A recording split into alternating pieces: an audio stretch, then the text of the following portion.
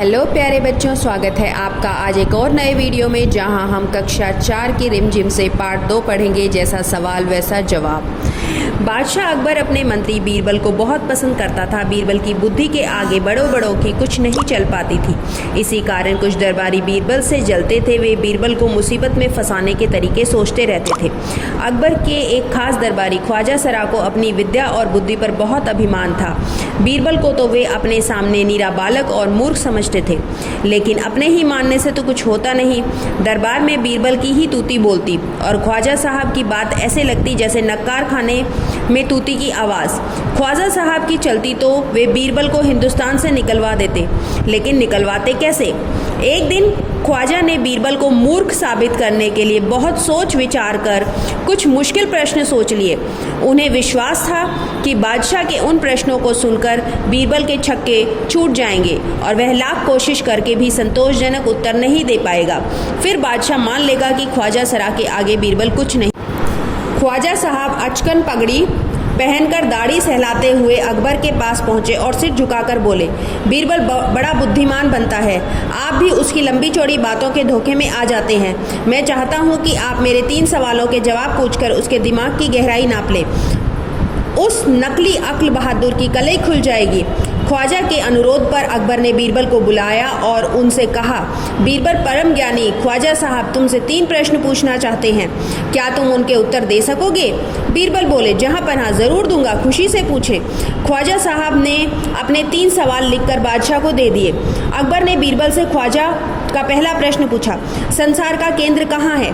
बीरबल ने तुरंत जमीन पर अपनी छड़ी गाड़कर उत्तर दिया, यही स्थान चारों ओर से दुनिया के बीचों बीच पड़ता है। यदि ख्वाजा साहब को विश्वास न हो तो वे फीते से सारी दुनिया को नापकर दिखा दें कि मेरी बात गलत है। अकबर ने दूसरा प्रश्न किया, आकाश में कितने तारे हैं?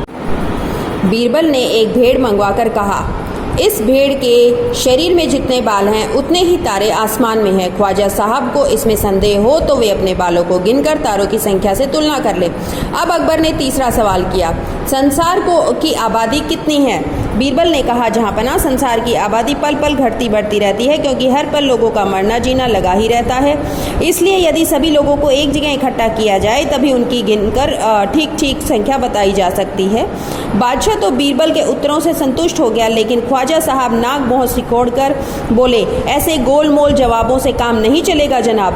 बीरबल बोले, ऐसे सवालों के तो ऐसे ही जवाब होते हैं, पहले मेरे जवाबों को गलत साबित कीजिए तब आगे बढ़िए। ख्वाजा साहब से फिर कुछ बोलते नहीं बना। तो देखा बच्चों, आपने कैसे सूझबूझ से बीरबल ने ख्वाजा सरा को धूल चटा दी, कैसे उस अपनी बुद्धिमानी का लोहा मनवा दिया। तो अब यहाँ पे कुछ प्रश्न हैं। ख्वाजा सरा के 3 सवालों का कोई और जवाब हो सकता है? अपने मन में सोचकर लिखो। तो आप सोचकर लिख सकते हैं, अगर तुम ख्वाजा सरा की जगह होते तो बीरबल को हराने के लिए कौन से सवाल पूछते, आप बना सकते हैं। ख्वाजा सरा का बस चलता तो वे बीरबल को हिंदुस्तान से निकाल देते। अगर तुम्हारा बस चलता तो तुम कौन कौन सी इच्छाएं पूरा करना चाहोगे, ये आप अपने के पढ़ो। मैं बस में बैठकर स्कूल जाती हूँ। ख्वाजा सरा का बस चलता तो वे बीरबल को निकाल देते। बस अब रुक जाओ, बस 2 दिन की तो बात है, मैं आ जाऊंगी। ऊपर लिखे वाक्यों में बस शब्द के अर्थ अलग अलग हैं। अब इसी तरह चल शब्द के भी अर्थ अलग वाक्य बनाओ, जैसे संकेत चल, चल चल, चला, चले, चलना, चलती, चलो। तो आपने देखा कि कैसे हमने पूरे पाठ को आसानी से